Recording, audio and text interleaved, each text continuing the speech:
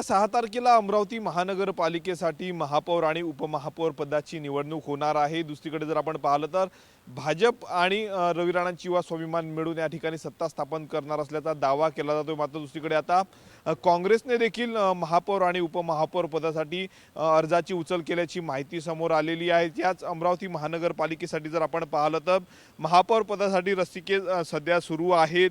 भाजप आणि रवी राणांची युवा स्वाभिमान आणि मित्रपक्षांना सोबत घेऊन सत्ता स्थापनेचा दावा करत असले तरी मात्र दुसरीकडे एकनाथ शिंदेंच्या शिवसेनेकडून असेल किंवा मग अजित पवारांच्या राष्ट्रवादीकडून आणि काँग्रेसकडून जे आहे ते अर्जाची उचल करण्यात आलेली आहे। मात्र भाजपमध्ये जर आपण पाहिलं तर लता देशमुख यांनी काही दिवसांपूर्वी अर्ज उचललेला आहे। दुसरीकडे भाजपकडनं नेमकं कोण महापौर पदासाठी निवडणुकीच्या रिंगणात आहे असे अनेक नाव आहे, परंतु महापौर कोण होणार याकडे सर्वांचं लक्ष लागलेलं आहे। दुसरीकडे काँग्रेसने देखील दावा केलेला आहे की आमच्याकडे संख्याबळ आहेत।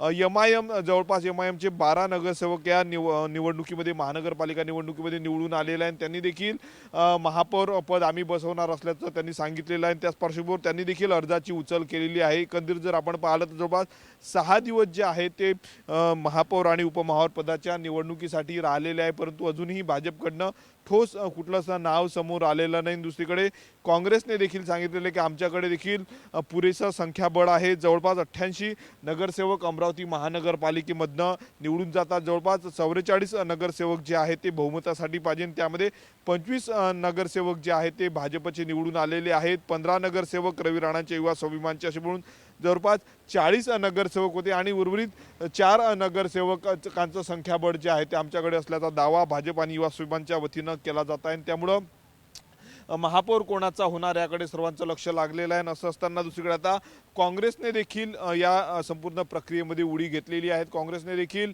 आपल्यासाठी जे आहे ते स्वतःसाठी नामांकन अर्ज उचललेले आहे। त्यामुळे काँग्रेसकडे बहुमत आहे का आणि असेल तर कुठल्या कुठल्या पक्षाचं असेल हे देखील पाहणं महत्त्वाचं आहे। कॅमेरामॅन अनिकेत दहातोंडेसह मी स्वप्नील उमाप, TV9 मराठी, अमरावती।